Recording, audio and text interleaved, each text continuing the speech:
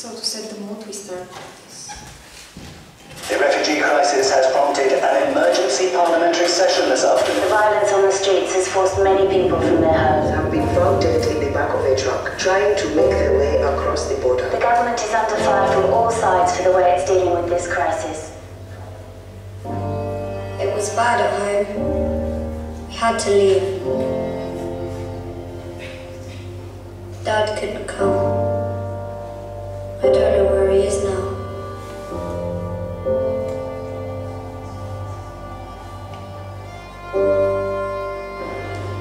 Mum says we're going somewhere safe. She's trying to be brave. Someone told me these boats sink all the time.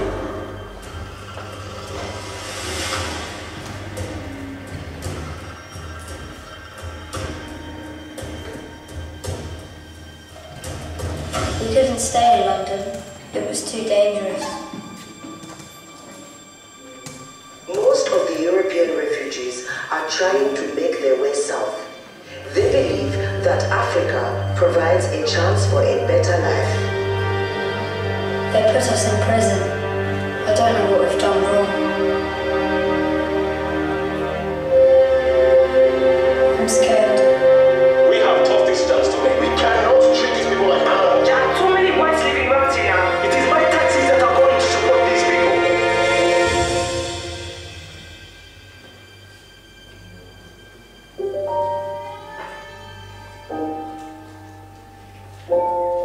With no end in sight to the migrant issue, the government must be wishing that the problem would just go away. But that doesn't look likely. Back to you.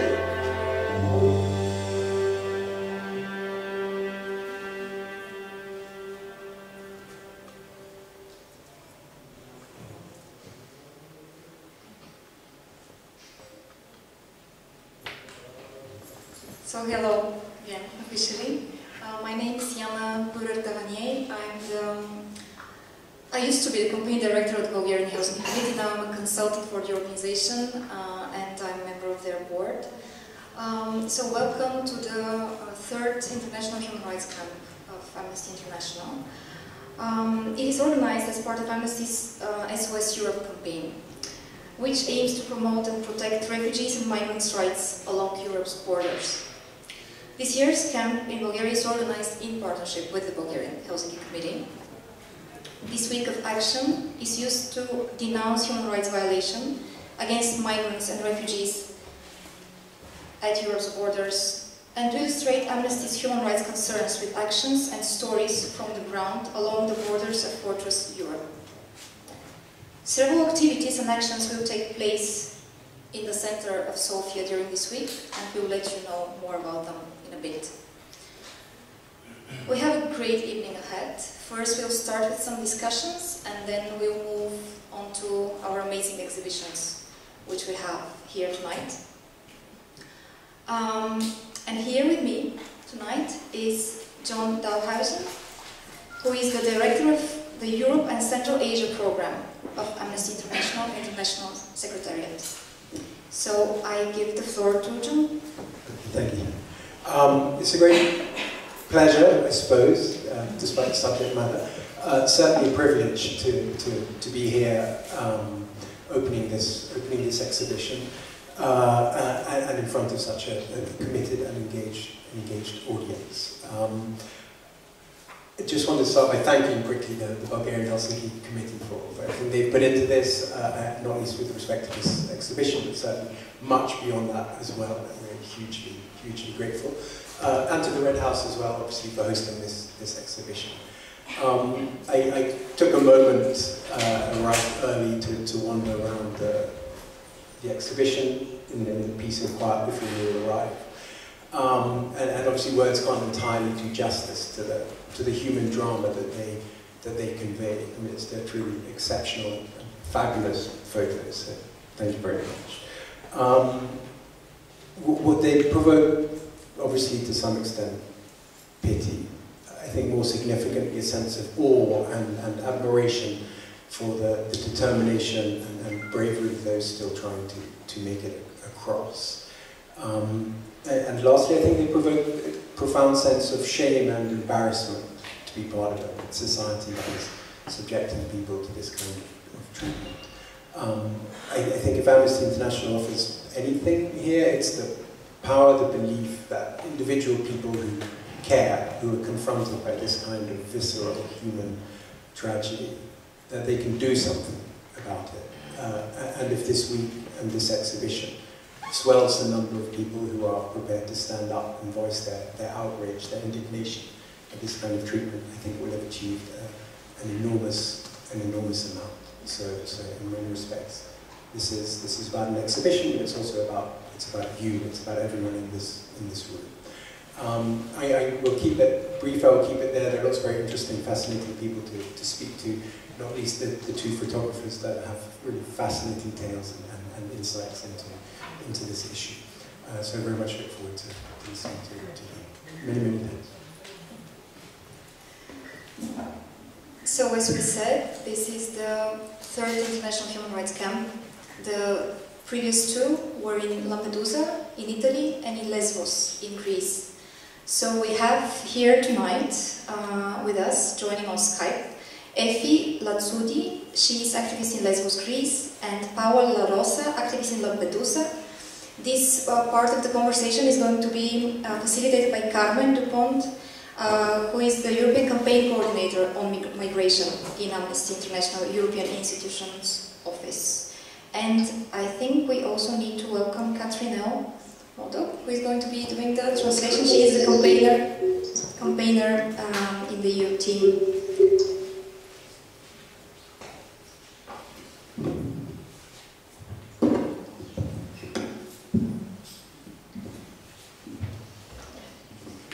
And we invite Barbora as well at this point. Yes, of course we do. We would forget that we're actually in Bulgaria. We're going to talk about that as well. Yeah. So Barbora, I think that in fact we have to start with her. She's the EU team researcher, and she's going to speak about the human rights situation with refugees in Bulgaria, and in fact explain why the camp is here. Effie, Paola, can you hear us okay? Yes, we can. I can hear you. Paola? Yes, I can hear you. Fantastic. Okay, we will be with you soon. Okay. I'm going to start by asking some questions to Barbora, because we are here in Bulgaria, obviously, and most of you have heard from Barbora this morning in the camp about the situation in Bulgaria and exactly why we chose to come to Bulgaria this year, why we felt that along the borders of Fortress Europe it was relevant to come to Bulgaria this year. So yes, my first question to Barbora would be, in the research that you've done recently for Amnesty on Bulgaria, what were the key concerns you found, and why are we here, in your opinion? Thanks, Carmen. We decided to actually suggest Bulgaria as a country to host this third Amnesty camp towards the end of 2013, when Bulgaria witnessed the peak of the crisis in terms of reception conditions and access to asylum procedure for new-coming refugees. Back then there were hundreds of people hosted in completely inadequate conditions, not having access to procedure and living in great level of uncertainty about their future. In the meantime, there has been improvement in the reception conditions and also in terms of access to procedure, especially when it comes to Syrian asylum seekers. But we are continuously concerned about issues such as access to territory. There were several serious allegations of pushbacks, of attempts to seal off Bulgarian border after the neighboring Greece has almost sealed off its border and the migration flow has shifted towards Bulgaria, and also attempts to implement various deterrent measures such as the fence and also deployment of extended numbers of police officers at the borders. We are also concerned that asylum seekers are being detained in Bulgaria and are having difficulties to access asylum procedures from within detention. And we are also concerned what is happening with asylum seekers once they get the refugee status in almost complete absence of integration policies and measures in Bulgaria. And have you, I don't know actually, have you been to the centers again this week as well, recently? And can you maybe tell us a bit about the situation you found now and about your plans for this week? Do you have any meetings planned, any other things planned? I've been to some of the centers, and interestingly enough, the numbers of people accommodated there has severely dropped. People accommodated there are actually, in some of these centers, recognized refugees who otherwise would be rendered homeless because there are no chances for them to access housing on the commercial market, and there is no social housing or subsidized housing available for them. And also there are discussions about actually moving some of those recognized refugees to centers outside of Sofia, which they disagree with, and allowing access to these centers in Sofia to asylum seekers. So there are changes, but you're probably asking about adequacy.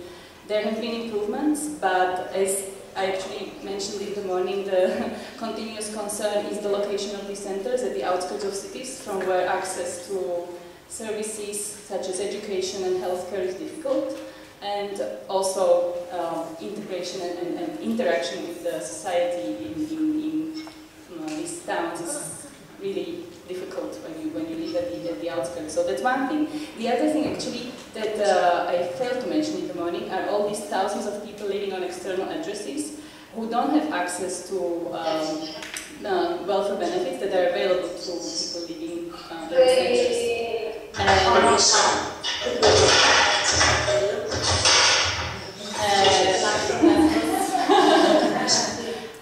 And there is generally very lack of awareness of what situation these people are living in, and the biggest problem is that they are spending their own money and money of their relatives, and they are running out of this money. So there is general concern about homelessness of people living on external addresses and their welfare. Thank you. And we do hope also during this week to be able to reach out to refugees also living in Sofia. Of course, we have several people in the camp with us who work on a daily basis with refugees in Bulgaria, and we hope also on Wednesday and hopefully also on Friday for our action that we can actually meet people and talk to them directly. I'm going to move on to Lesbos, if that's okay with you, Barbora. Effie, hi. Hi. You can hear me okay? Yes, I can hear you. Effie, do you want to introduce yourself to the people here? You are mainly talking to the activists taking part in the Human Rights Action Camp. Similar crowds to the people you've seen in Lesbos last year. Okay. Do you want to introduce yourself and what you do in Lesbos, please? Okay, it's very difficult to introduce myself to people I don't see. Okay, I'll try. I'm activist since 2005 in Lesbos. I'm working in solidarity groups for refugees. I also last year worked for 1 year for the Doctors of the World. And I still participate in the solidarity network of Village of All Together in Lesbos since 2012. We are supporting an open reception place in Lesbos. It's an open place for refugees that they can stay there for some days or for more days. Okay, and do you want to tell us a bit about the situation in Lesbos also these days, because we know that it was very difficult to get hold of you because you're so busy. The situation is difficult, like it was last year, and like it is always. We have many arrivals this year. The difference from last year is that we have a reception center in Moria. You know about this, it's a detention place, in fact, but it seems that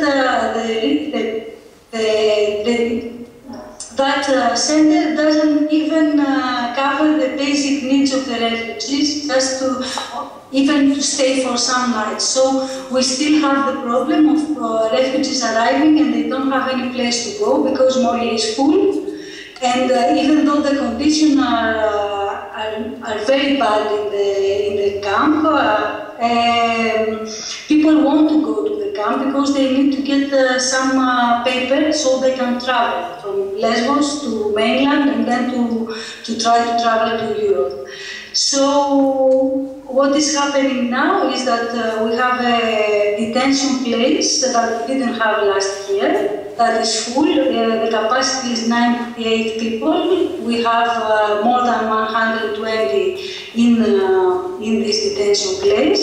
And then we were asked, the activists of the network of Village of All Together, to host some the refugees arriving in Pikpa for some hours or even for one day, because they were all staying in the port where there is no facilities. Some of you saw the condition last year.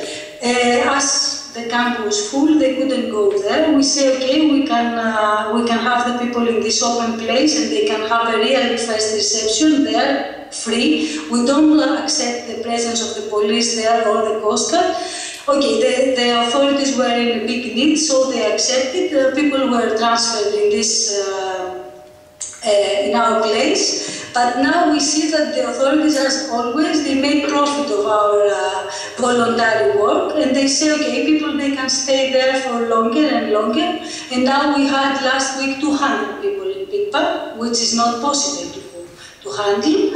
And today 100 people, after a lot of pressure, and we really don't know how to handle the situation here. At the same time, we have the preparation of a new reception place with a capacity of 260 people in Moria again.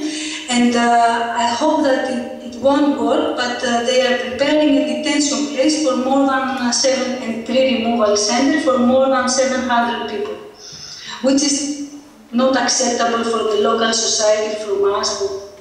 But And how many people are active in your network? How does it work in practice? How do you learn about arrivals? How do you meet these people? How do you cope in daily life?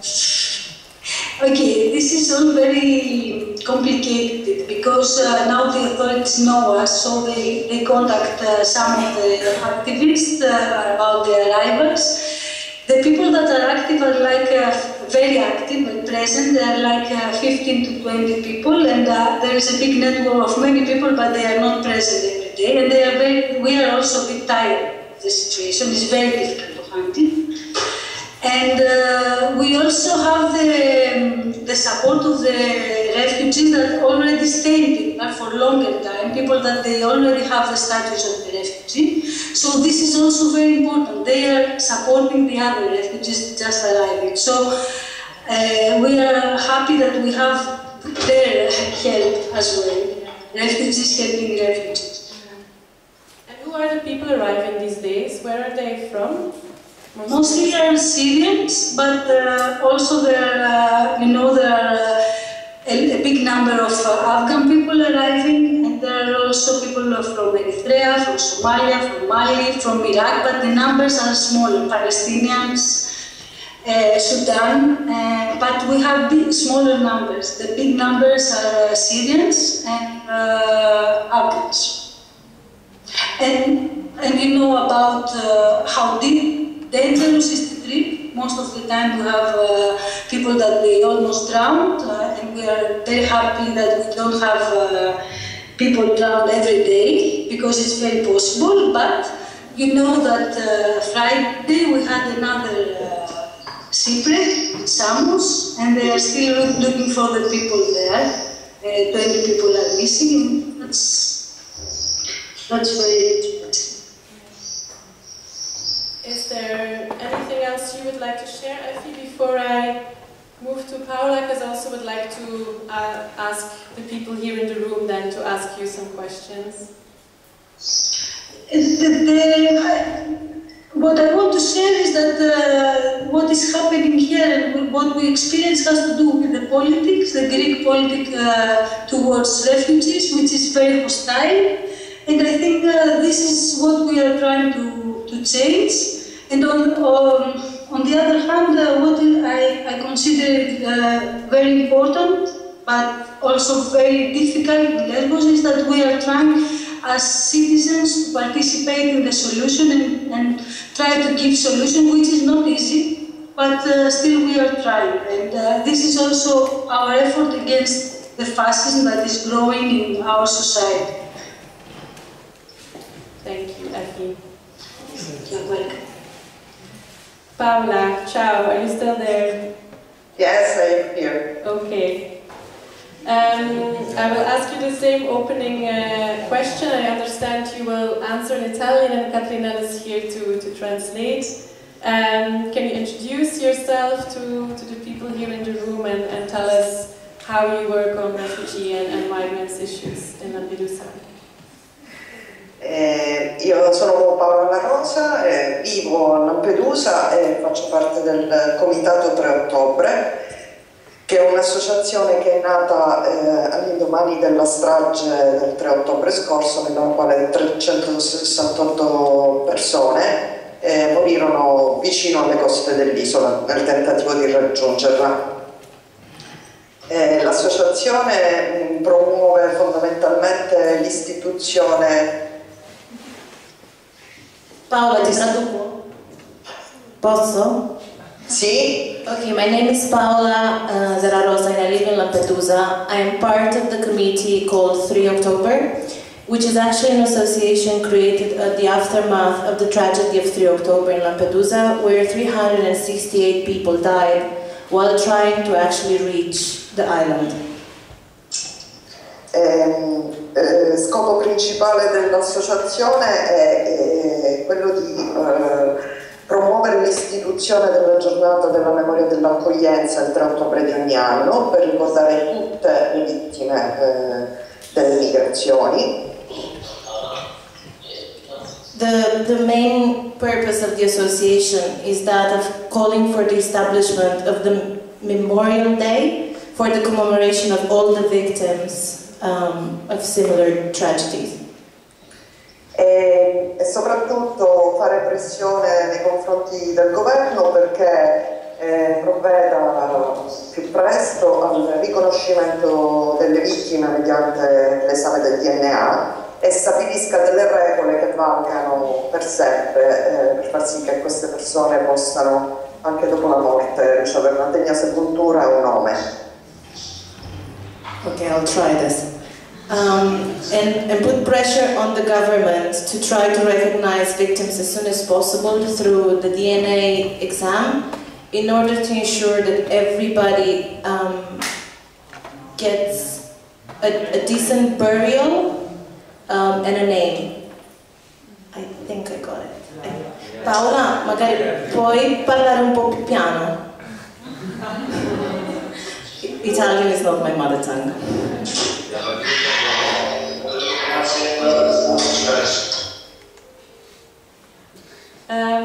Paola, can you tell us a bit about the situation in Lampedusa at the moment? Of course, what is happening now in front of the Italian coast is quite high in the media, but there don't seem to be any arrivals in Lampedusa, but I understand that this changed in the last week. Am I right in saying that? Yes, you're right. Lampedusa dal mese di gennaio scorso è praticamente stata eliminata dalle carte geografiche, nel senso che con l'operazione Mare Nostrum sull'isola per mesi non è approdato più nessuno. In Lampedusa since January 2013, well, last year, geographically the island has been eliminated because through the operation of Mare Nostrum, nobody is actually arriving on the island anymore. Ma questa soluzione che la politica ha voluto approntare e che sicuramente ha salvato decine di migliaia di vite in questi mesi, oltre a non essere la soluzione, non è riuscita a sconfiggere la geografia di Lampedusa.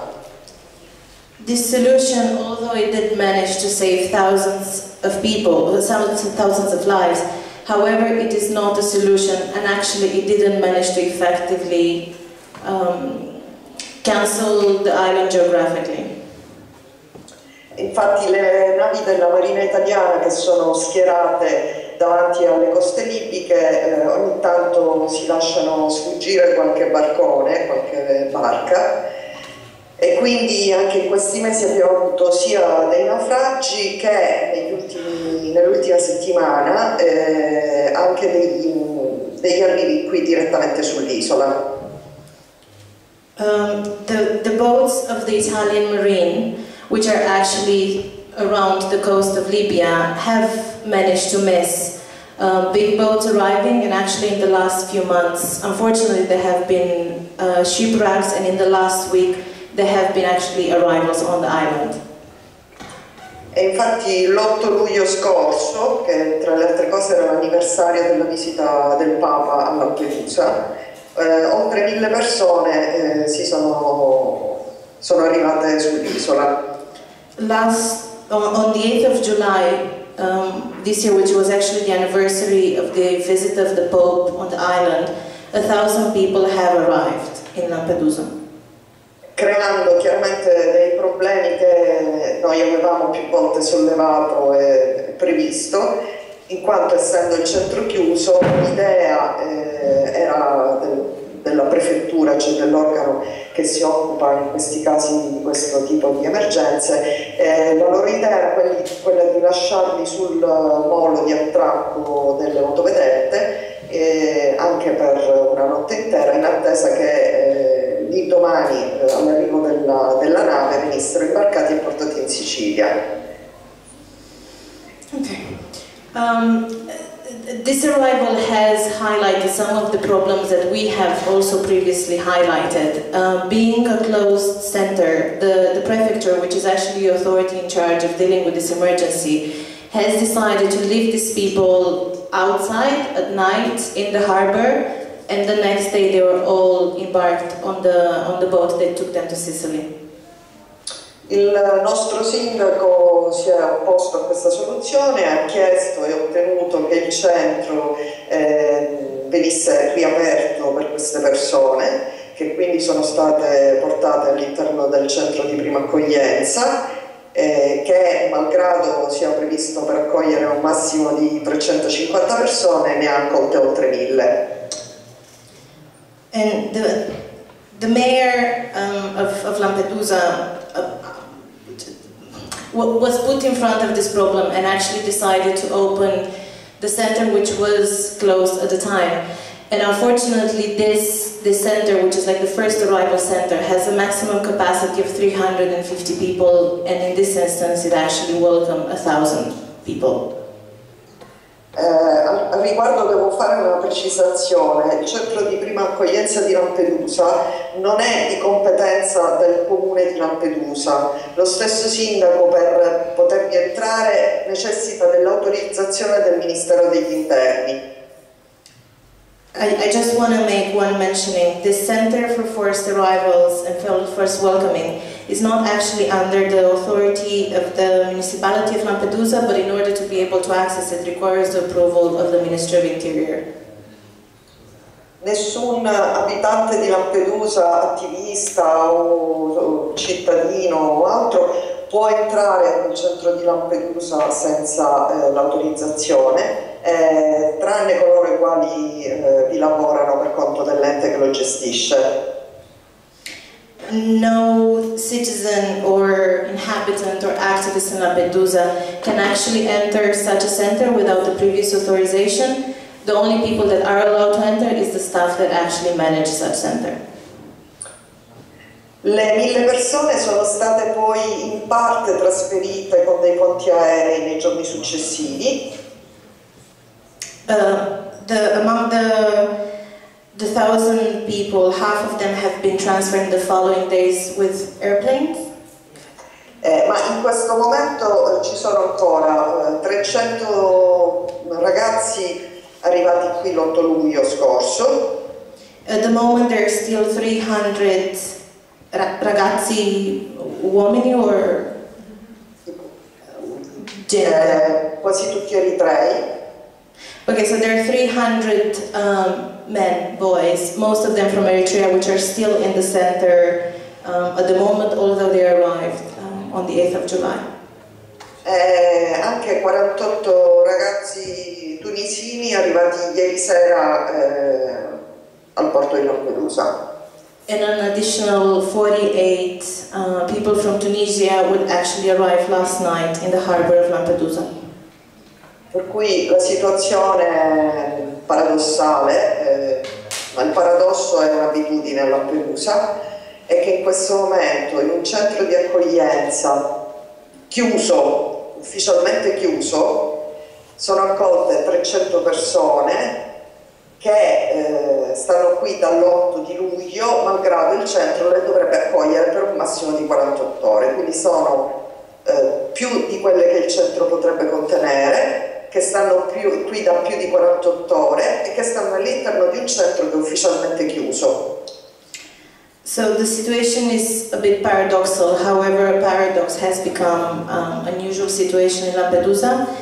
The situation is that a center which was actually closed with a capacity of 48 people is currently containing more than 300 people, which however arrived on the 8th of July on Lampedusa, and theoretically they should stay there for a maximum of 48 hours. And yet again, I reiterate, they're staying in a center which should be closed. E come sempre non mi è possibile dirvi in che condizioni siano, perché non potendovi accedere non è facile avere notizie. And there is no way we can say the conditions in which the people are living because we cannot access the center. Paola, I know that you've been working for years on refugee and migrants' rights in Lampedusa. Can you share with us a bit of your experiences and how migration is part of daily life in Lampedusa, how the community and people see it? Come vi dicevo, il centro è chiuso alla popolazione, per cui i rapporti con i migranti, con i rifugiati sono sempre molto difficili. Le persone arrivano al porto, il luogo in cui arrivano è completamente chiuso alle persone, quindi noi non possiamo accedere al volo neanche per dare aiuto.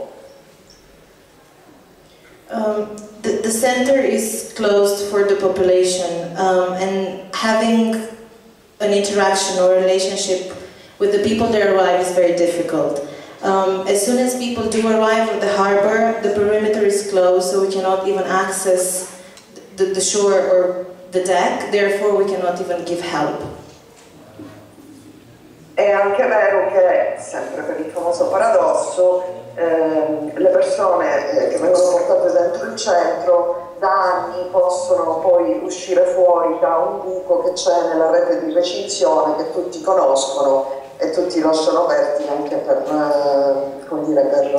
evitare che la tensione salga eccessivamente, quindi quando loro escono dal buco noi possiamo incontrarli.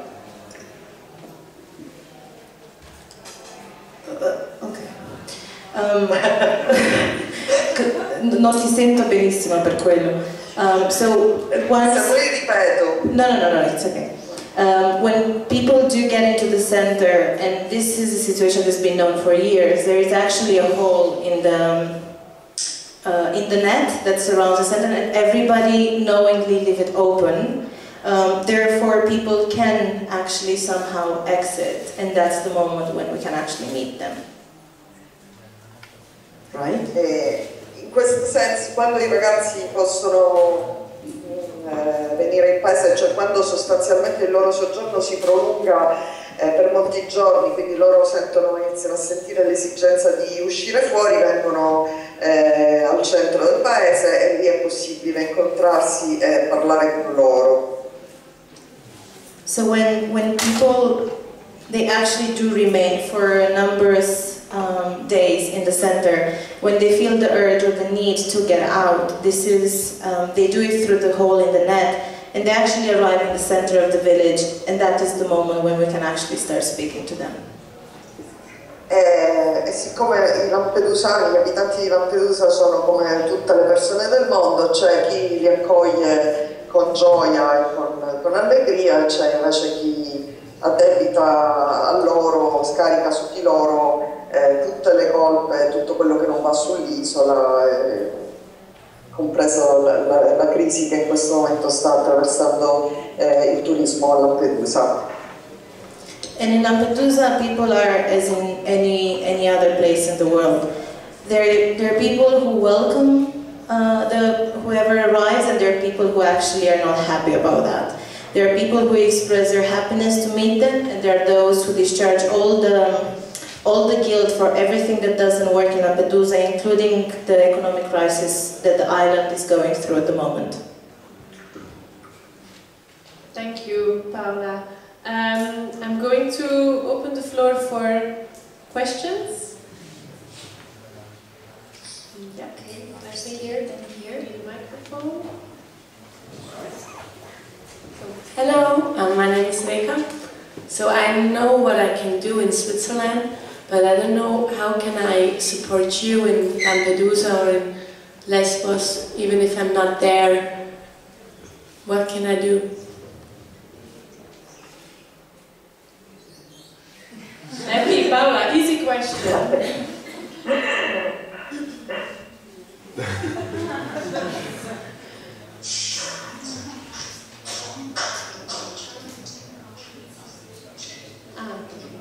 Paola, ti serve che ti traduco le domande?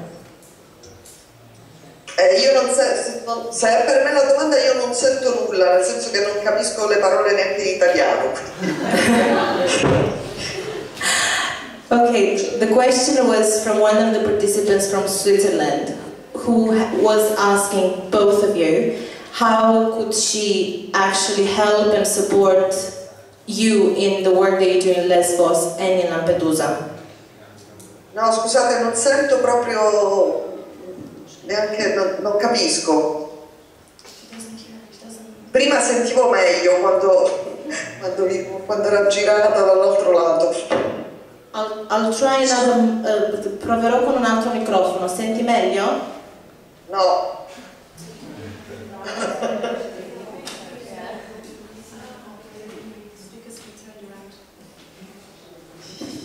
Dai il microfono. Paola, senti meglio ora? Sì, adesso sì, dimmi tutto. C'era una partecipante della Svizzera che ha chiesto com'è che potrebbe aiutare te a Lampedusa è uguale chi lavora a Lesbos.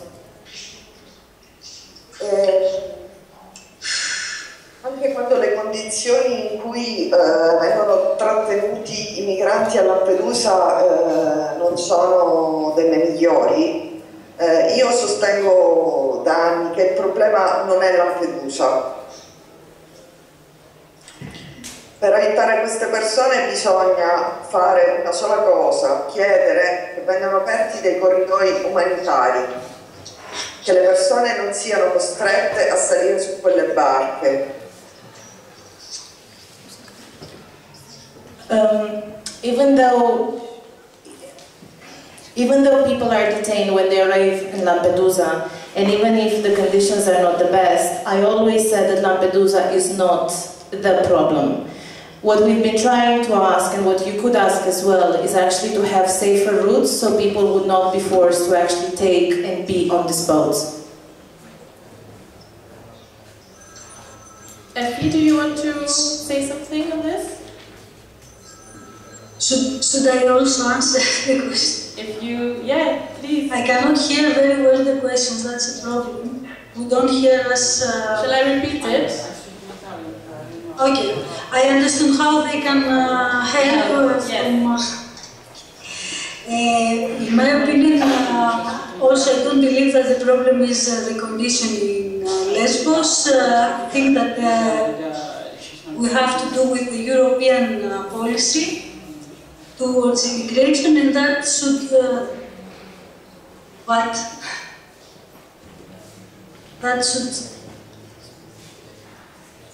Yeah, continue. We can hear you. Okay. That is the policy that should change and okay, we need also help in the local level. We need to make it public what is happening and to fight against the detention condition and the reception condition and the pushbacks and the way people are treated while arrested. But still is a European policy that should change towards people trying to flee from wars. And we should do something to see this issue more globally, not focus on Greece or Lampedusa or wherever. We should share the responsibility. Thank you, Effie. More questions? Paola, io parlo in italiano, è meglio, diciamo, perché ti volevo fare una domanda su, perché hai detto sì, questi immigrati vengono a Lampedusa, che vengono trasferiti direttamente in Sicilia, ma dove vengono lasciati?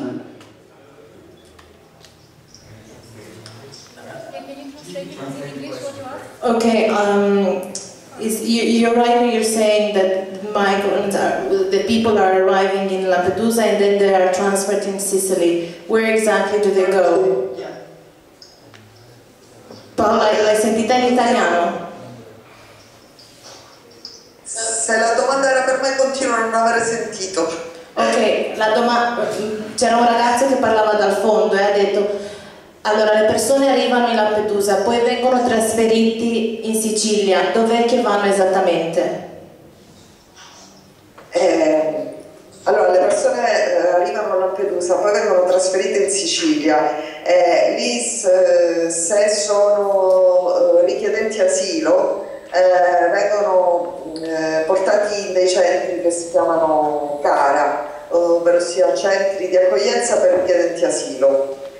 Sì, Laura, perché prima di venire io ho incontrato tanti ragazzi della Siria, della Libia. Questi ragazzi sono lasciati a loro stessi mezza strada alla stazione che io li ho trovati il giorno che andavo a Roma. Sono rimasto sconvolto vedendoli e ho dovuto comunque dargli una mano anche per fare una telefonata, anche per comprargli l'acqua. Non lo so, sono rimasto sconvolto in questo giorno, è rimasto direttamente in testa vostra, non riesco a dimenticarlo. Inutile che io vi dica che non ho capito niente, vero? Te lo ripeto io. Grazie. Il ragazzo aveva detto che anche lui quando è arrivato in Italia aveva incontrato un sacco di gente. No, quando sei partito giorni fa da Palermo verso Roma. Quando è partito da Palermo verso Roma ha incontrato un sacco di ragazzi dalla Siria e dalla Libia che erano lasciati in strada un po' a se stessi ed è rimasto particolarmente sconvolto perché ha dovuto aiutarli a fare una telefonata, magari a comprargli dell'acqua e non riesce a dimenticare questo fatto. Sì, infatti io stavo rispondendo poco fa dicendo che dovrebbero essere accompagnati in questi centri. Questi centri sono perennemente sovraffollati, per cui molto spesso loro rimangono letteralmente in mezzo alla strada, senza nessun tipo di assistenza. E questo, se da un lato per un piccolo numero di loro è un vantaggio, perché per chi vuole continuare il viaggio non ci sono controlli e quindi possono continuare, diciamo, clandestinamente il loro viaggio per le loro mete finali, che sono solitamente i paesi del nord Europa. E invece è un problema enorme per chi non ha nessun tipo di assistenza e quindi è veramente lasciato completamente a se stesso. Okay, I won't summarize, I'll tell everything. The question asked by one of the participants was that on his way from Palermo to Rome a few days ago, he was particularly affected by seeing a lot of Syrians and Libyans who were just left to their own on the streets. He helped them making a phone call, he bought them water, and there is no way that he can actually forget the fact that they have absolutely no support. What Paola has answered the first and the second time was that when people are being transferred from Lampedusa to Sicily, theoretically, if they ask for asylum, they should be accompanied to the asylum centers. However, because these centers are particularly overpopulated, it does happen that a lot of people are left stranded on the streets. For some, for those who have a few means of sustaining themselves, it might be a little advantage because they can continue their travel towards countries of the Northern Europe. So they escape the controls and the checks. However, for those who have absolutely no means of assistance, it does translate in being completely left with no support. Scusate, aggiungo che in questo momento so che a Milano soprattutto, ma in tantissime altre città d'Italia e soprattutto del nord Italia, centinaia e centinaia di persone, famiglie, soprattutto siriane ma anche eritrei, vivono in questa condizione, cioè completamente abbandonati a se stessi, dormono nelle stazioni dei treni in attesa di poter continuare il loro viaggio e vengono assistiti solo ed esclusivamente dalle loro stesse comunità che risiedono in Italia o dalle associazioni di attivisti. I wanted to add that at this specific moment in Milan and in other cities, particularly in northern Italy, there are hundreds of people, mostly from Syrians as well as Eritreans, who are living completely abandoned, sleeping roughly in train stations, waiting to be able to continue their trip. And the only means of support that they have is from either activists or their own communities which might be present in those cities. E un'ultima cosa, io non so se questo è un preciso disegno politico, ma il risultato è comunque che pochissimi dei migranti che arrivano in Italia vogliono giustamente restare in Italia vista l'assistenza che hanno, quindi il governo italiano, non so se a livello consapevole o meno, riesce comunque a scaricare il problema chiamiamola della seconda accoglienza sugli altri stati, perché i migranti dall'Italia fuggono. And the last thing that I would like to add, and it's particularly relevant to the political situation, the people who do arrive in Italy actually do not want to stay in Italy or to remain in Italy given the level of assistance that they don't receive. Therefore, the Italian government, be that being aware or not aware, they're actually pushing the responsibility for the second level of reception to other states by not giving the support that they should do in Italy. Thank you, Paola. We have time for only one more question, I'm afraid. Hi, Paola. I'm Ahlam from Tunisia. I want to ask you about the Tunisian traveling after revolution to the Lampedusa, but their family do not anything about it, if they are alive or dead. So how can you help them to know some information about here, if possible, please? C'è una ragazza che sta chiedendo al riguardo dei rifugiati che sono arrivati dalla Tunisia a Lampedusa, alcuni che non sanno quello che è successo con i loro parenti, se c'è un modo tramite cui tu o gli attivisti o l'organizzazione potrebbe aiutarli a sapere dove sono i loro parenti o che fine hanno fatto. Scusami, non ho capito, se possiamo noi aiutarli a rintracciare i loro parenti di cui non sanno che fine hanno fatto nel naufragio a Lampedusa. Tenete presente che Lampedusa è un luogo in cui è un luogo di passaggio, quindi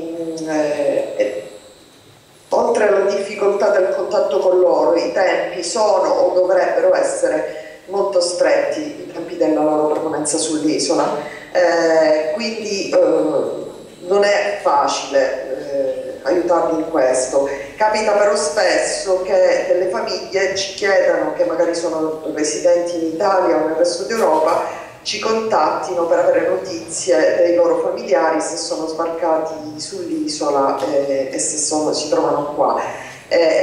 Una volta che arrivano a Lampedusa, però, in tempi molto brevi, a tutte le persone che arrivano viene data la possibilità di telefonare a casa, quindi sono rarissimi i casi in cui noi possiamo dare una mano in questo senso. Lampedusa is a temporary place, is a transitory place where people arrive. In theory, they should remain there for a very short period of time, and then they move forward. It's also very difficult for me in these situations to help. However, sometimes, mostly when people do arrive in Lampedusa, they're given the possibility to make a phone call home to actually inform their relatives.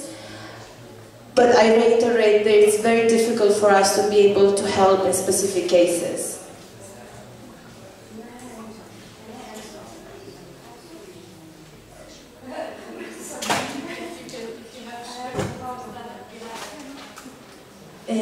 Paola, c'è qualcuno dalla sala che vorrebbe aggiungere qualcosa?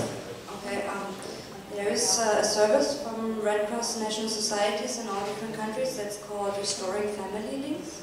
So if you contact one of the Red Cross offices that are near you, there's usually a procedure where you give the details of the person that you're seeking.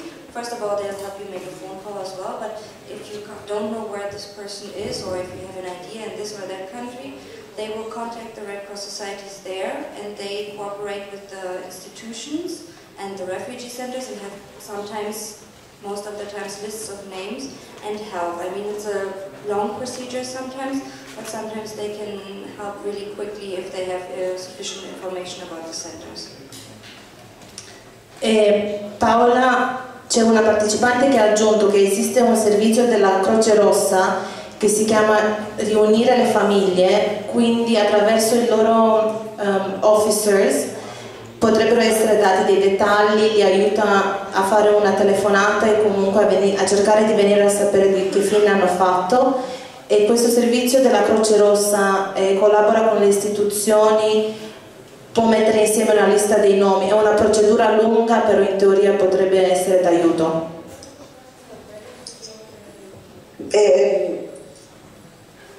La situazione è la seguente: quando il centro di Lampedusa è aperto ufficialmente, all'interno del centro opera il cosiddetto progetto Presidium, al quale partecipano sia la Croce Rossa che Save the Children, che l'OIM, l'Organizzazione Internazionale delle Migrazioni, l'UNHCR. Quindi quando il centro funziona ufficialmente, diciamo che l'assistenza ai migranti è più che buona, diciamo. E a loro vengono date tutte le possibilità, vengono fornite informazioni legali, viene fornita assistenza sanitaria, tutto quello di cui loro hanno bisogno. Il problema di Lampedusa nasce quando i tempi di permanenza sull'isola si prolungano troppo, oppure quando, come in questo caso, il centro è chiuso. Quindi tutti questi problemi relativi ai contatti con le famiglie eccetera, qui quando le cose funzionano vengono risolte molto facilmente con l'aiuto anche della Croce Rossa. The problem in Lampedusa, in the center, when the center is actually open, there is a project which is called Presidium. It brings together the Save the Children, International Migration Organization, UNHCR, and the Red Cross. And people should be able to receive all the necessary assistance, including legal assistance, health care. But the problem actually stays when the period of time that they spend in the center gets prolonged too much, or when, like it was the case until a few days ago, the center was closed. When it comes with the contact with the families, again, if the center is up and running, this should be possible through the help of the Red Cross. Sia chiaro che io non voglio dipingere una situazione ideale perché non lo è, perché quando io dico se i tempi si prolungano sto riferendomi a una cosa che succede regolarmente, per cui i migranti vengono lasciati qua per settimane, se non addirittura per mesi, e questa loro permanenza sull'isola diventa immediatamente una lesione gravissima dei loro diritti fondamentali. I'm not trying to depict an ideal situation, because this situation is anything but that. When I'm talking about prolonged period of times when people stay in the center, actually this happens on a regular basis. The weeks do become months, and such a permanence in such centers actually leads to a severe violation of fundamental rights that people have. Paula, thank you very much. And Effie as well. Evcharisto, grazie. It's the great thing about technology these days, that you can bring activists from different places together in one room. We wish you all the best of luck with the work you're doing, with your very busy and important activities. And as you said as well, this is a European challenge issue, and we will try our best this week with activists from all over Europe and beyond to contribute, to help you, to support you, and to make sure that our messages get across to the European leaders to help you in your work as well. Thank you very much. Thank you.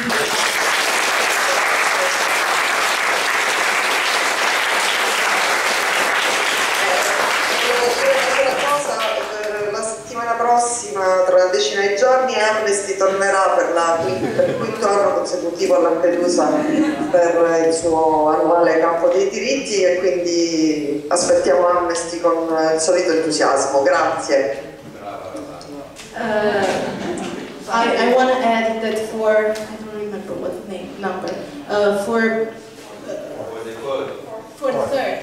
the fourth time, the camp is going back to Lampedusa, and I'm eagerly waiting for Amnesty's support and presence there.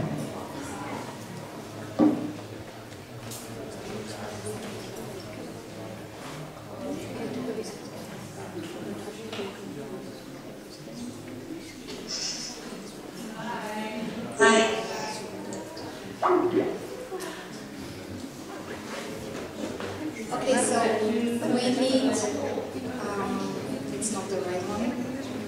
We need like 30 seconds technical break.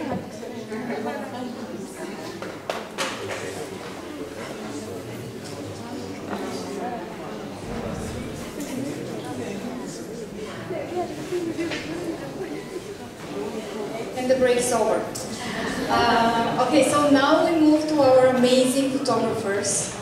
And I want to introduce to you Vessela Nikolaeva. She's really great. And the Bulgarian Hellsinki Committee has done several projects with her, and we simply adore her. So we, together with Amnesty, invited her to do this photo project she's going to tell us about in a minute, but I just want to tell you a bit more about her. So, Veselina is a photographer who got her professional education in the Netherlands. She works freelance since 2001. Her works are included in many solo and group exhibitions. In 2004, she published her first book, Baba, for which she received the Grand Prix at the 4th International Photography Festival in Lodz, Poland, followed by a long list of awards I'm not going to read here. Since then, Veselina published School Number 7, another book, and Simply a Line, nominated for Best Book at Dutch Dog in the Netherlands in 2010, as well as I'm Good, I'm Great, I'm Wonderful in 2013. And I believe she has just published another book, which I don't have the title of. But before I give her the floor, I just want to read you something she says about her work, which I like a lot. I photograph disappearing cultures and the collective nostalgia of societies, their sense of loss and alienation, and their coping mechanisms with globalization. My interest is in the blind spot of societies. Veselina, you have the floor. Thank you. after this presentation, there is very little I can add. I would like to thank Amnesti International and Български Helsingski Committee for giving me the opportunity to contribute to this symposium and to this topic. And it was very short time. I had to work on the project, just 3 weeks. I would like to read very shortly something that I wrote, because usually what I do is I go to place and then I take the time to really experience and meet with the people and see how I feel about it, and then make photographic and visual choices. However, this time I didn't have this opportunity, this luxury of time. And I also knew that the centers are closed for visitors, so we needed to get, well, we got all the official permission. However, yes, okay, yes. So we were kind of in a spotlight all the time when we were working there. So imagine it's not very relaxed atmosphere to work there. I have to sit down because I need to read this. But it was one evening, and my daughter, my 7-year-old daughter, was asking me, "So, Mommy, what are you going to photograph?" And then I told her I'm going to photograph refugees in the centers, and she said, "So what are refugees?" And I tried to explain to her what they do and why they're here and the circumstances they live in. And then she said, "Well, good for them, they're so brave they managed to escape." And it kind of made me think about how immigrants shine light on already existing anxieties of the host societies, and that I was actually puzzled at the end of last year by the group of people who are adopting this hostile attitude towards refugees.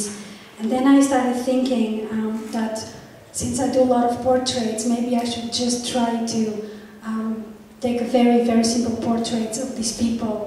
I see some of them already there. Thank you very much for coming. What is a portrait for me? It's a life formula, an experience that involves the encounter with the other. To feel, question and express. It's a vital act of love and trust, the communion and appropriation of the beauty, dignity, moral strength and fragility that we all resemble. It's like rebelling for a minute against the drama of existence, of living and dying. So these were my thoughts that I had set for myself when I started photographing this project. And yes, it was very emotional to me, as you can imagine, because we went from door to door asking people if they would let us photograph them in their rooms, which I knew was a very difficult thing for them, because my first idea was to actually set up something like a plain background, maybe a black background, which I initially was connecting to the sense of loss and death of a lot of refugees that do not get to reach safe haven, let's put it this way. But then I went there and I kind of felt that it would be very difficult, because the corridors are the place where they have like a common space on the kind of the little playground, or the little outside space they have. They're very isolated. There are not many people that go out, especially young girls. They stay most of the time in their rooms. And then I thought, well, the corridor is actually getting them out in the corridor and walking with them towards the place where I would have set up my idea about a studio would probably be the worst thing that I can do to them, because they will be in the spotlight and they really did not want to be in the spotlight. So I started explaining them. So this is the thing that took perhaps the most time, explaining them what the project is about, how I'm going to photograph. Little things I had as a help was I would take Polaroids, so the people would actually see the pictures that I was taking, and then I would sometimes give them the pictures, sometimes I would have a digital camera, and then a few days later I will return the pictures to them, because what I was asking of them was a lot, and giving them the picture a couple of days later was the thing that I could do for them. For me, it was a very enriching experience, which unfortunately there's no way to share, because I would spend a lot of time with the people who actually let me in their homes. I mean, for me, this small rooms that looked very much the same, or their homes, they had personalized them. The idea of the concept when it first started is taking the portraits together with objects that these people had taken with them, showing the emotional value.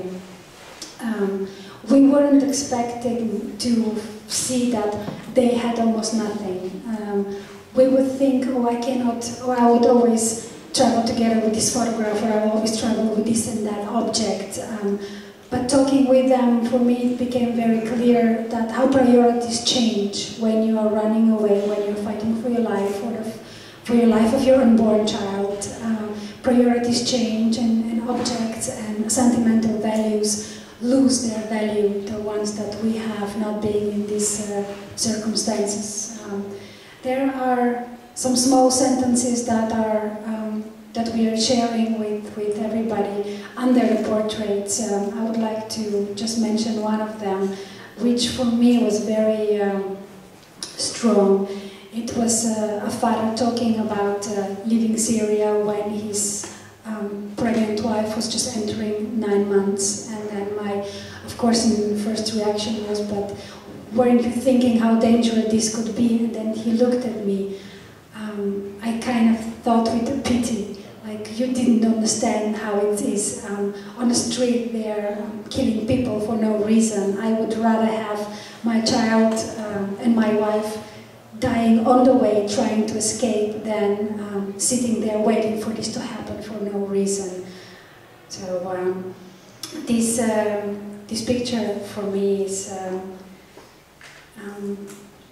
very, I don't know, I don't like to use the word a good picture or a pretty picture, but those girls were amazing. They were like, they had absolutely no tension in them. They were just sitting there and they understood the process, and then they just let me photograph them. They said nothing, so I couldn't put them in the bigger group of images where people were sharing stories. However, I took the opportunity to share this with you during the speech.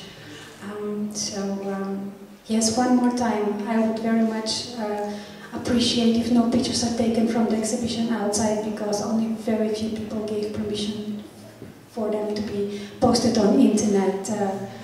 But I hope a lot of people do the trouble and come to see the exhibition and maybe revisit them, because I know that although they look very simple, if you spend time standing in front of a photograph, it slowly starts speaking to you, and then you can hear them better without a crowd around. So thank you very much.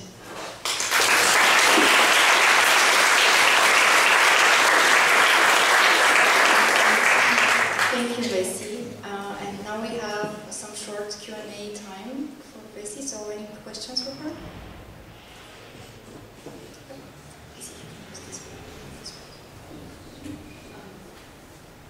So I haven't seen the exhibition yet. You mentioned that you were taking photographs of girls and women. How was your work as a female photographer with men? With men? Is this working? Yeah. Okay. Well, see, the thing is, I think there is something like a plus being a female photographer in this kind of situation, because there's no testosterone in the room. You know, when a male enters the room, especially with men and the family, there's a certain tension that I've... See, the thing is, I photographed in Sri Lanka during the Civil War, and then I experienced this for the first time, and women trust me easier, and men don't feel kind of threatened by me. I am kind of very small, and I look helpless, so I think these are things that kind of, my physical appearance is like helping me in situations like that. I spend a lot of time. I sit down with the people, sometimes I eat with them if I enter the moment when they are having lunch, and then I speak with them, and I think that when I kind of spend half an hour with them, it's no matter if I am photographing a man or a woman, they really kind of get to feel my genuine interest and my patience and my time, and then they kind of relax, because a certain time has passed and we have established a certain trust relationship.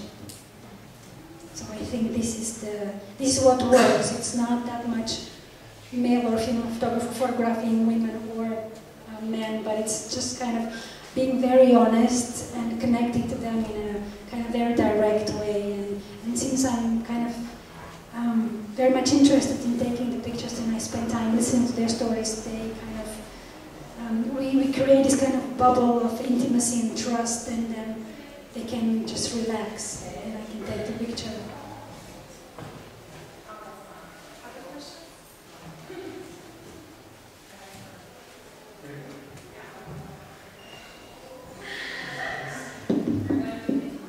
So thank you, Bessie.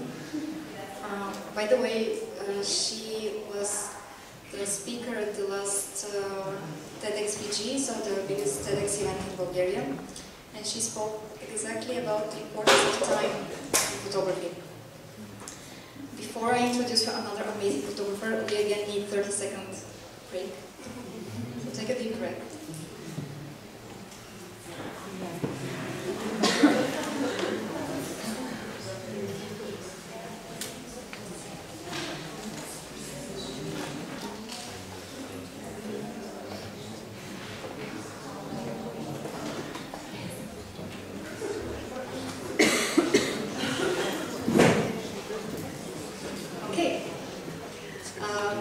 Again, the break is over. I know you're tired, but you're really in to see something amazing. This is Ghiorgos Mutafis. I introduced him to come with him to the stage. I haven't personally worked with him, but I got the chance to see his photos, and your breath stops, because what he does is A, great photography, but B, extremely courageous. And I think this is a real photographer. I'm going to read you a bit about him. He was born in Athens. He had his first encounter with photography at the 18+ photography team in 2006, and followed studies of photography in Focus School and digital filmmaking in Athens. He has documented the most severe humanitarian crisis and conflicts in more than 20 countries all over the world, covering Middle East, Balkans, and Africa. He has worked assigned, his work has been, he has been assigned and his work has been published in Newsweek, Time, New Yorker, Courier International, CBS, 60 Minutes, CNN, and BBC, to name a few. He collaborates regularly with humanitarian organizations such as Médecins du Monde and Amnesti International. He has dedicated the last 7 years to a long-term project on migration, focusing on the perilous European paths that migrants follow. And today he is based between France and Greece and works as a freelancer, photojournalist and filmmaker. His photos speak better than me about him, so Ghiorgos. Hi. Yes, I didn't prepare.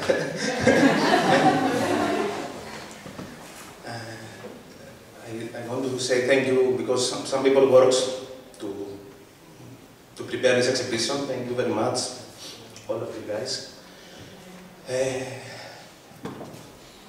Yes, as a character, I like to, first of all, I like the good food, and always I love to make jokes, but what's going on the border is not a joke. As a freelance photographer, I decided to work on the field, to work on sensitive areas like the borders, on the borders areas. And I don't know why I want to do this, and I spent months and weeks there. Like I did this picture 10 days ago, a week ago, in disappoint some people tried to go back to Morocco. A few minutes ago, tried to jump in Melilla in Spain, but Morocco authorities stopped them. I saw it was a very bad moment, and I saw very bad moment. I have in my mind very bad pictures, like dead bodies on the water, injured people arrive, try to arrive to Europe. I crossed the border with many times from Syria to Turkey with the Syrian refugees, and I'm not exactly, but I try to understand how they feel. And this is what I want to make focus. It's not only the photography. My focus is I try to capture their psychology. How big is this risk? How big is the risk to put your children or put your family, or to sell your house, or whatever you have, and to try to arrive in Europe.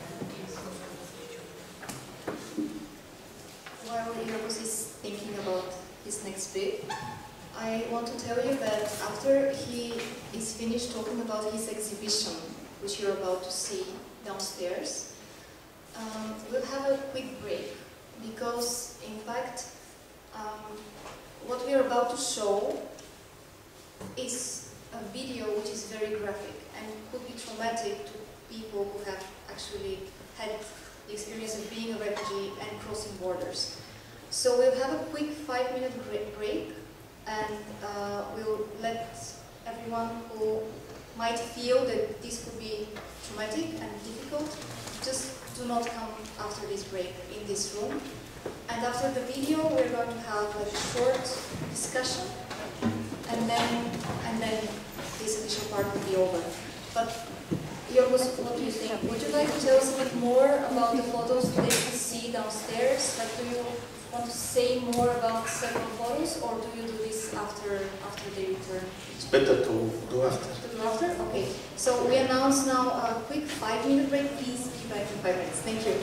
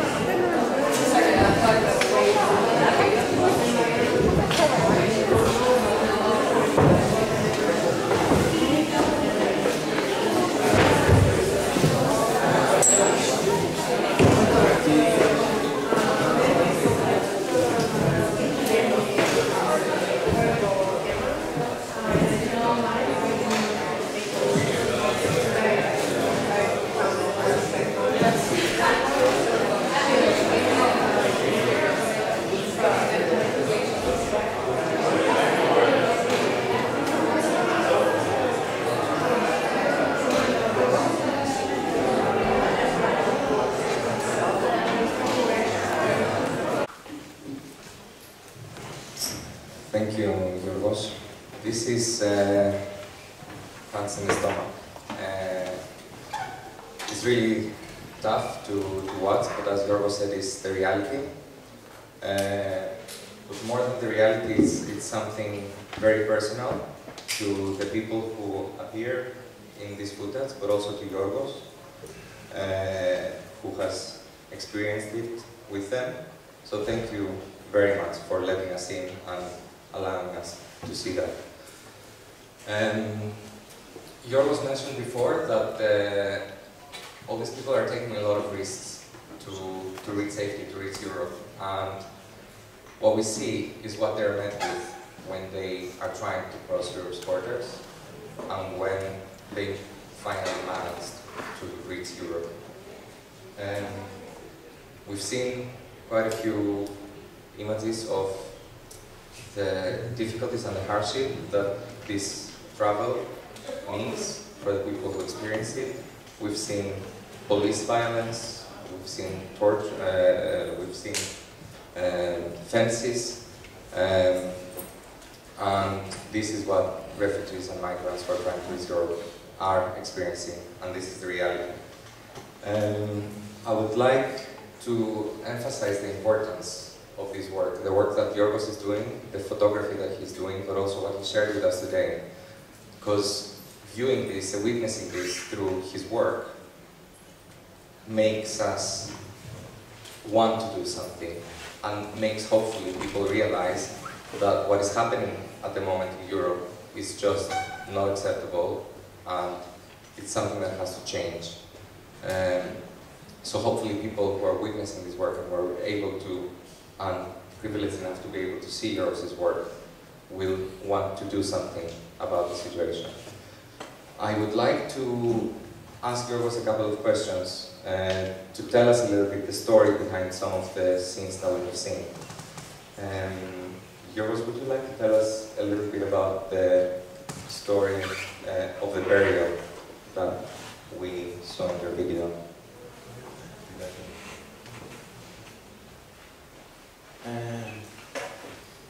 I did this video in Lesbos Island a few years ago. A boat 30 meters before the Greek coast crashed in a rock, and people went on the sea, and 10 of them drowned. And I followed them the next days. 10 survivors make the... They buried their families. And for me it was a very strong moment. How difficult, for example, if you see the young boy, she was crying, she lost his mother and his sister. And often we have accident like this. Yesterday also it was a big accident in Samos Island. As I said, 20 people are still missing. And probably at the moment, this time many people try to cross the borders to arrive in Europe. And if they are lucky, if not, just you can remember the last man. And I feel very guilty because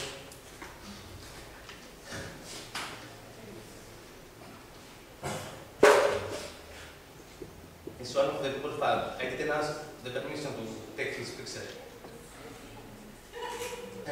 But I think it's so important this moment to share with other people.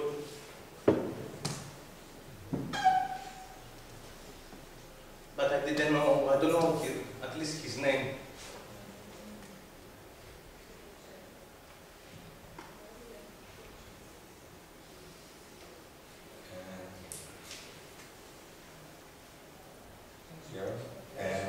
Would you be able to maybe tell us a little bit about the ritual that we saw in Patras?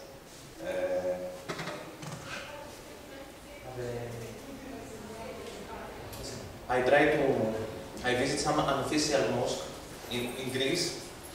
We have not an official mosque. We have around 1 million Muslims, and we have not an official mosque. And I visit some unofficial mosque, and also I visit how can I say rituals or religious rituals. Religious ceremonies. The guys they are from Afghanistan. They were from Afghanistan. They are Shia,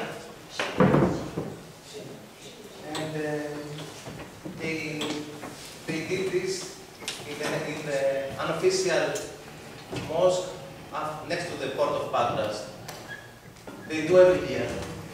For me, it's strong. I publish these photos because I want to say these people try to keep the traditional. That's why I publish these photos.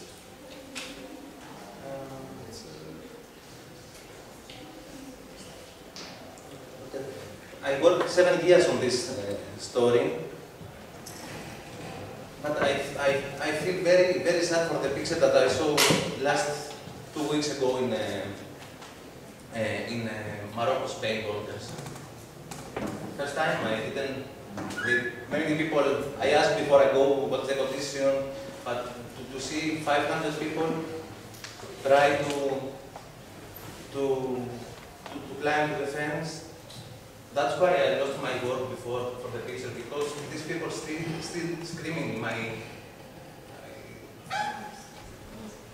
It's very difficult to speak about this. But the moment there, especially in Melilla, situations are out of control. They ask a guy from Cameroon, "What are you doing here? Tell me, what's your experience before the jump?" Man, I say, or I will jump or I will die here. To jump this fence is 7-8 meters, like this, with separatists, like big knife, and believe me, you cannot imagine. If they arrive in Spain, you cannot imagine how they arrive. Serious injury. And too much violence. I had they shoot them. My friend Pierre, another photographer, said, "Ghiorgos, maybe they are killing them. They kill them. They are screaming. 500 people, and every night this condition."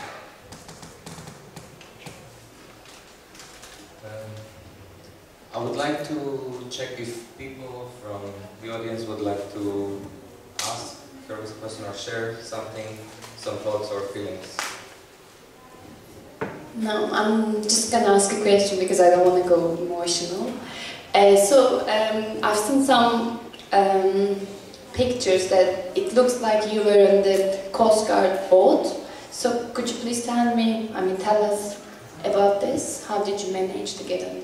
Yes, I followed the Greek Coast Guard 3 years ago. It was an official permission. I follow many times. If you remember that if you remember that you saw a boat was burning, it was because this boat tried to escape from the Coast Guard, and they shot them to stop them. And it was crazy moment. It was like conflict. It was like war zone.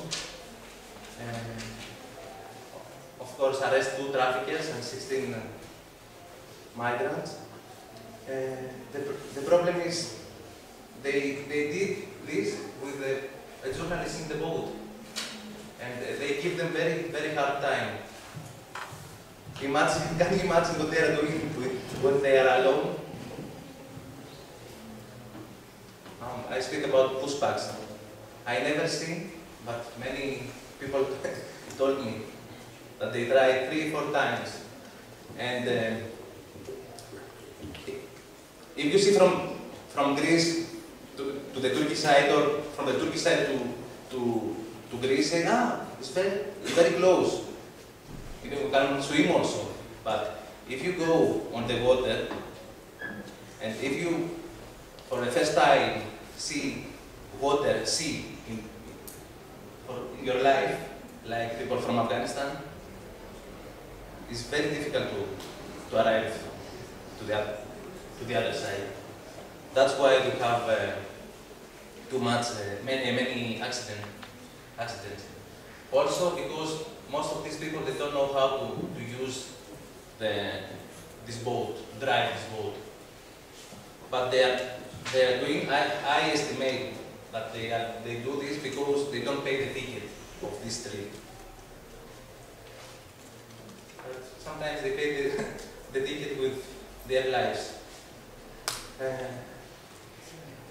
Yes, I saw many times when I was with the Coast Guard, when I was following them, I saw 7 different cases. They use the same practice.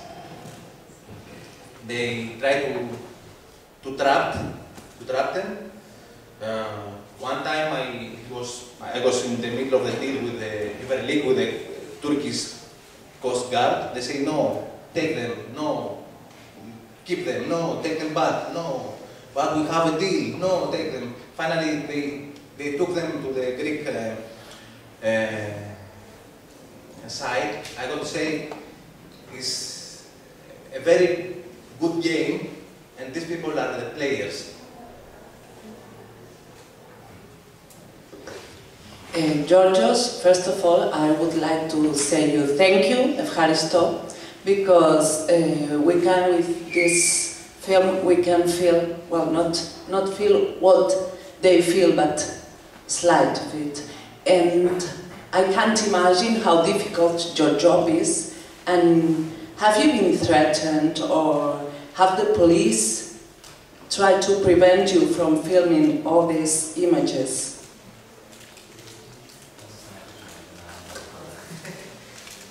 In my country, I'm in blacklist. Turkey, 2 years ago, Turkish government put me with the security for national enemy, and they deport me. In Bulgaria, not yet.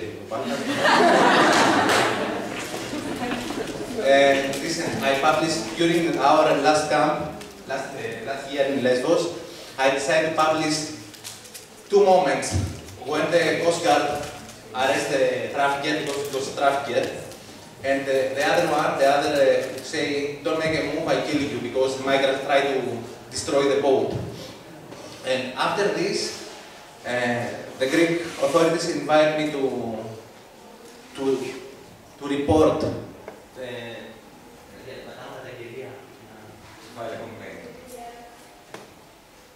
they wanted to put me in this game, but I say, guys, I'm a journalist. I was there with official permission, and they started to press me, and last week also they pressed me, and I say, guys, it's time to speak with my lawyer.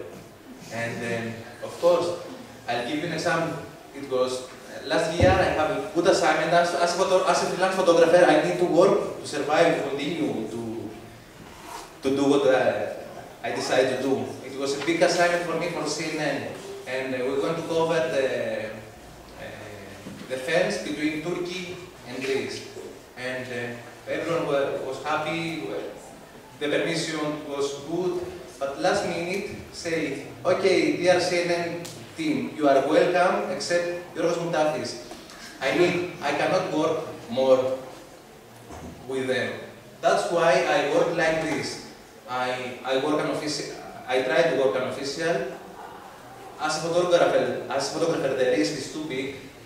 Not to arrest me, or just my equipment, because this camera is all my life. I have not something. Some other friends bought a car or a motorbike. I bought camera. This is what I have.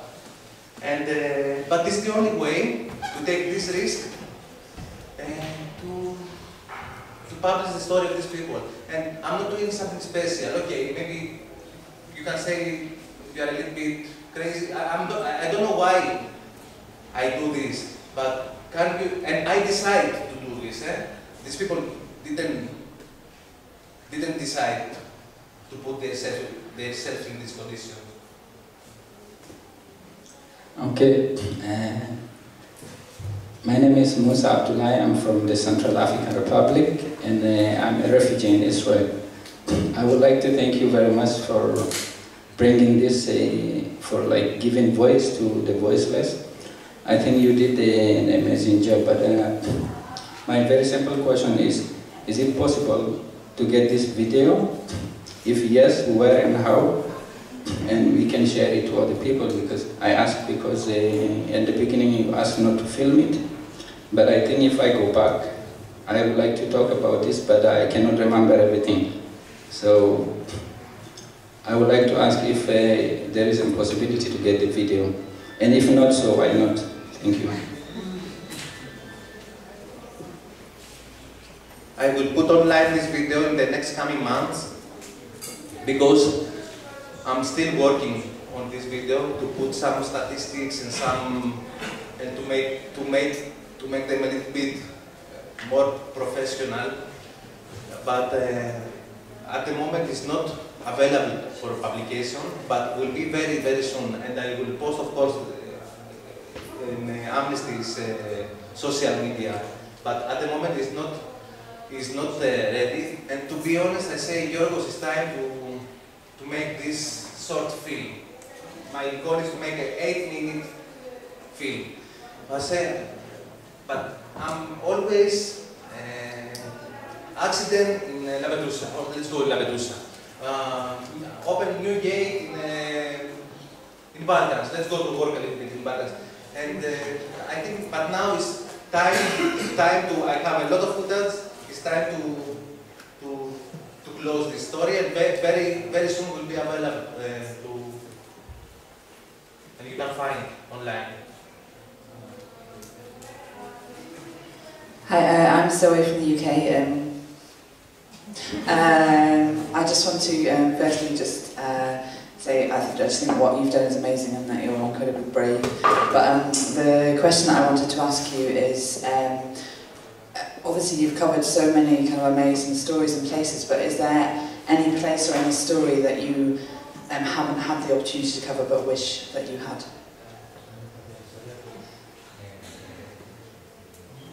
We have to do the translation for the British English. Always the case.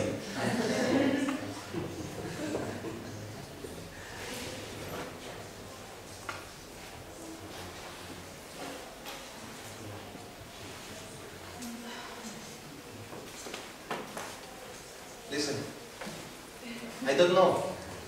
If you ask me, okay, of course now I'm here, but if you ask me in my daily life, what you will do tomorrow morning, or I don't know, I'm ready, I travel a lot, I have this fucking passport with me and few money, and I cannot make any program and I don't know, just follow the news. And I don't know, I have some places that I want to visit, like Calais in France, to UK, or Malta, but it's not in my coming plans. Now I am under of shock that with what I saw in Melilla, in Spain. It's crazy. Yes, I want to go back and to go to work a little bit to Gurgu mountain, the mountain in Morocco before people cross to Melilla. Very unhuman condition. But I don't know, and I don't like to make plans to say, okay, next week I will go there, because I cannot do this. This is my style of my job, but I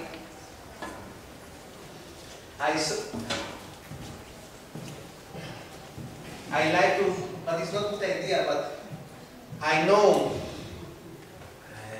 how these people start and why these people started this trip. And I wanted to go to see, for example, I've never been in Afghanistan or in Mali. I want to go there to see the condition. Few days, from at the beginning of May, for 1 month, we follow 5 Syrians from. It was an assignment for a German newspaper. We'll publish soon. From Greece, we follow them until Austria. We cross 5 countries, and every time I see new things, new practice, like how the smuggler try to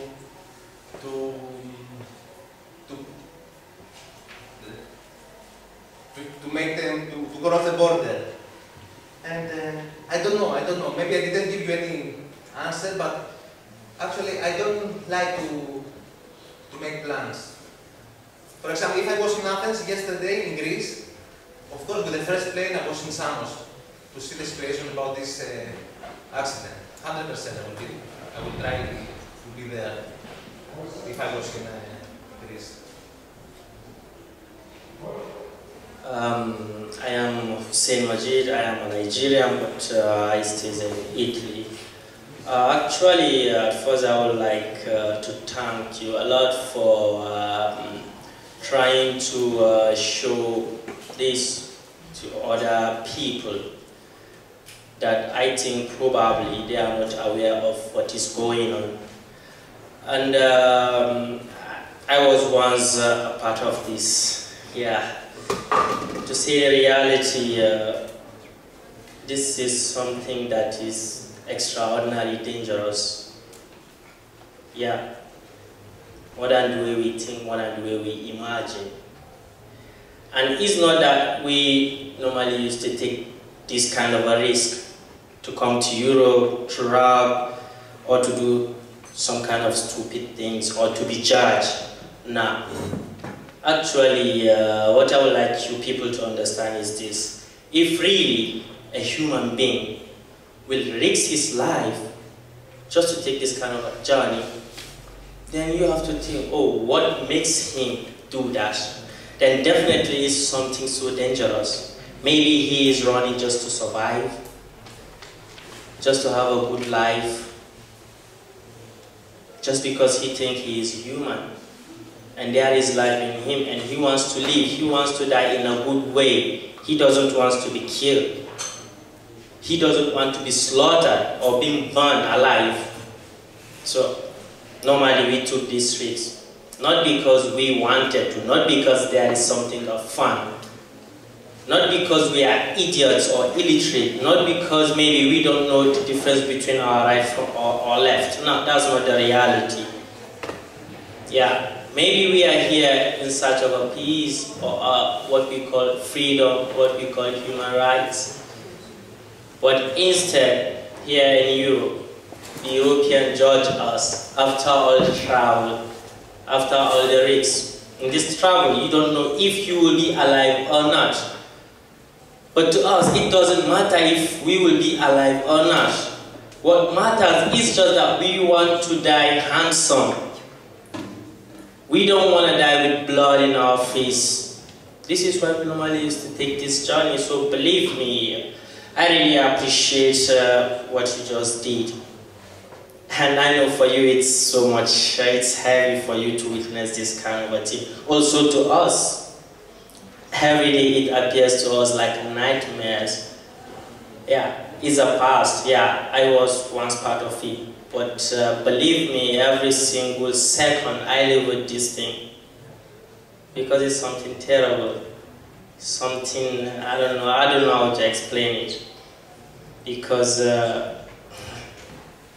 although such is life, we all fight to survive, to live peacefully. We fight for a brighter future. To me, yeah, I am happy to be part of this. Why? Not because maybe I am thinking to maybe put myself in a perfect position. No, I am not thinking to myself. I am thinking of the other people that will encounter the same thing, take the same risk, and later on they will be judged by the Europeans. So I don't want them to be in the same situation. I don't want them to witness the same thing. I took this risk, and when I arrived in Lampedusa, believe me, I was being treated just like an animal. With the anger in me, with the nightmares. You understand me, with all the risk. But instead, the treatment was like, you know, I can't cry, I can't shout, I can't do anything. So I hope that this is just a beginning of something, a beginning of some changes. Not just that we sit over here and watch this video, we feel moved, some of us feel to cry. No. This video is something, it's just a message to us and also to the next generation. and also to the people that normally used to judge us, because we are here in Europe. In reality, we are not here to rob anybody. There is nothing that we can take from Europe. Maybe we left our country because of one or two problems that we didn't make the mistake, but we are still paying the price. This is the reality. We are paying the price of what we didn't do. Yeah. Every single minute, a lot of people are becoming refugees. Every single minute, more than 1,000 people are becoming refugees. Men, women, and also little children. But we need to ask ourselves, why? Why? If we think we have to fight for the human right, then definitely we have to fight for the causes. I mean, what makes people to be refugees? Because those people, they are not refugees because they want to be a refugee. They are not refugees because they think it's a new identity or it's a nice identity. No, that's not reality. In fact, anytime I listen to the word refugee, I used to feel a kind of, like someone is putting a rock on my head because the word is so heavy. Yeah, sometimes you might see us smiling, laughing, maybe like having fun. But in reality, there is a pain deep inside us. When you lose your identity, you lose your hope, your dreams, you left them behind you, taking a risk without deciding. You know how it is. Lose your family, lose everything. You are in a new world that you are all alone. You are all alone. You don't know what to do, you don't know where to go. And still, people are judging you. Come on. Something needs to be done. It's not that we will watch this video and go home or sleep, or maybe after 2-3 days, wipe it away. No. We need to do something. I know it's something that it's going to be difficult, but we need to stand and do it. Not for ourselves, no, but for the new generation.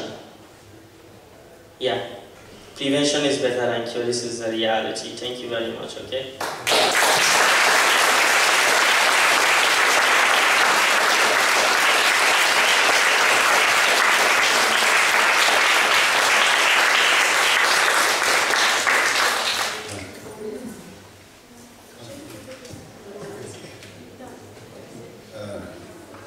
Ганчо Соколов, журналист, София Прес. Имам един въпрос. Според вас помагат ли тайните служби в държавите на бежанците или повече пречат? И според вас в Гърция има ли емиграция, има ли дискриминация към бежанците? So this is Gancho Sokolov, a journalist in Sofia Press, and he wants to know if the secret police helps the refugee or is against the refugees, and he also asks if in Greece there is a discrimination towards refugees.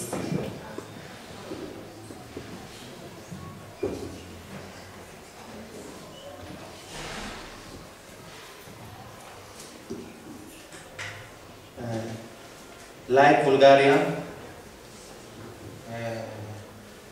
in Greece, racism and xenophobia rising up.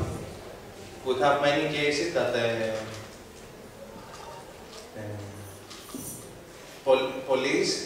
policemen are voters of this neo-Nazi group called Golden Dawn, and many of them arrested by other police, and there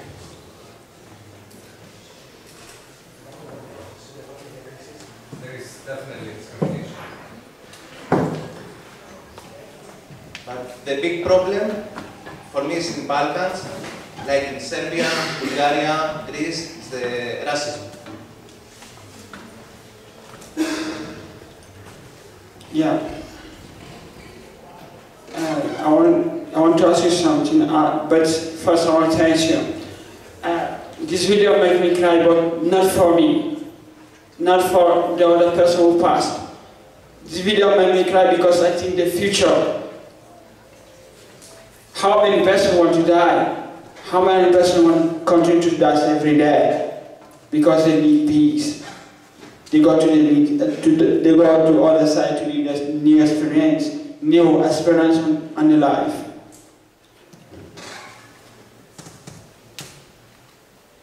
I think every day, I write every day, when I go back home, and I think about myself, I pass it. I thank my God. But if you see somebody enter inside the boat to travel to come to Europa, he has courage, but it's not go because he needs to go. Maybe he go because his country has a problem. Maybe he go because they're forcing him to go. I'm sorry. I repeat, I cry. This video made me cry. You have courage to do it. But I don't think about myself. I think about the future. How many persons want to die every day? How you want to do? Why this person want to die every day? The risk and them lying. The risk everybody to come here to Europa. I need a voice and voice to have them to edit this. Everybody want to die every day. We need to finish, please. Thank you very much. I think that's why we are here. Eh? This is the message that we must send them after this camp. And I will keep your word that, of course, we are doing for the people who, for the next generation, but maybe next generation is too far for the people who will try tonight to cross the borders. That's why we are here. Why we are here.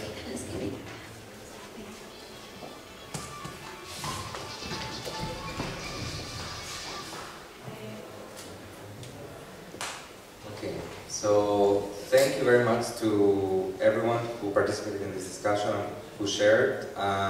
Definitely, once again, thank you to Giorgos for sharing this and for letting us in, and who explained to us now what we're going to see at the exhibition. Don't say this photographer, he was crying, eh?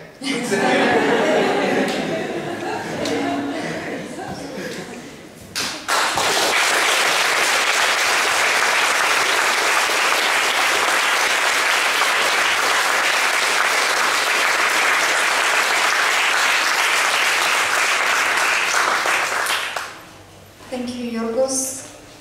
Thank you for this. We have reached the end of this official part. I just really need to tell you several things. First of all, outside there is a document called Leave Your Thoughts Behind, which is a space where you can share your feelings, your emotions from what you've just seen or the exhibitions you're about to see. So please write down if you feel so, please do. Second of all, if you haven't done so already, there is the petition who is asking the EU leaders to protect the lives and rights of refugees in Europe. It is just outside this room, you'll find it, and please sign. And several more announcements, which are for people who are not part of the camp, but I see some faces here. First of all, please do come to our next event, which is going to be on Wednesday, and this is the Human Rights Picnic, which is going to happen at the Monument of the Soviet Army. We'll have, again, stories, images, delicious food, and great music, so you shouldn't miss it. And we have the big action on Friday, which is still a big secret, but please follow the When You Don't Exist, the SOS Europe Facebook page, and also the Bulgarian Hellsinki Committee Facebook page. We'll be updating with info very soon. What else? I really want to thank our hosts, the Red House. They are not only hosts of this evening, but they're official partners of the camp. And everyone who is part of the camp will be returning here on Wednesday morning to have some workshops here. You said the time. When is it? The picnic is going to be, thank you very much, very good point, 4 o'clock at the Monument of the Soviet Army. What else? Here with us we have several of the refugees who agreed to be photographed in Veselina's exhibition, so thank you so much for participating in the project and for being here with us. You can all meet them afterwards. I want to thank the volunteers that are translating in Bulgarian and in Arabic during this evening. I want to thank everyone who spoke, and I think that they really deserve a big round of applause. So.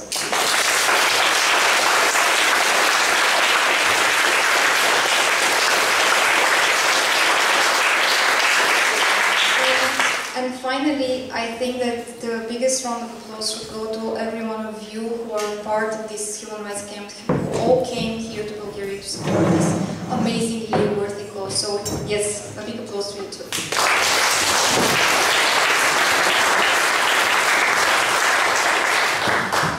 And thank you to Jana for chairing this.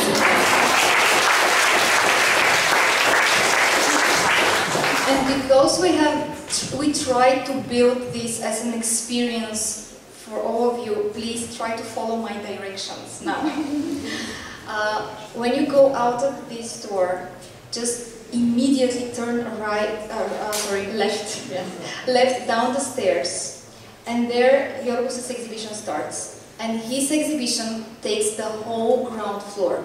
So please take the time to see it first, and then go outside in the garden from there, where you see Veselina's exhibition, and there we also have some wine and some small bites, and there we can all talk about what we just experienced together. Thank you all.